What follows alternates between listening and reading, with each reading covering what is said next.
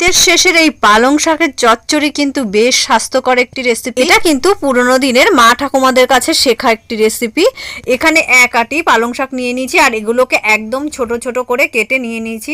করার জন্য আমি সিম, বেগুন, কুমড়ো, আলু, একটু গাজর, কাঁচা লঙ্কা আর কড়াইশুঁটি নিয়ে নিয়েছি। কড়াই ভালো করে গরম, তাতে বেশ কিছুটা পরিমাণে সর্ষের তেল দিয়ে, শুকনো লঙ্কা, পাঁচফোড়ন, আদা ফোড়ন দিয়ে, তারপর আলু দিয়ে একটুখানি লবণ দিয়ে 80% ভাজা হতেই হলুদ গুঁড়ো দিয়ে দিলাম। তারপর অন্যান্য সবজিগুলো দিয়ে 1 চামচ লবণ দিয়ে আবার বেশ কিছুক্ষণ এটাকে ভেজে নিয়ে কিছুক্ষণের জন্য ঢেকে দিয়েছিলাম।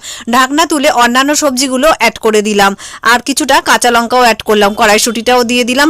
অন্য একটি পাত্রের মধ্যে আমি এখানে পালং শাকগুলো দিয়েছি যাতে এটা খুব তাড়াতাড়ি মজে আসে আর কড়াইতে দিতে সুবিধা হয়, না হলে কড়াইতে ধরবে না।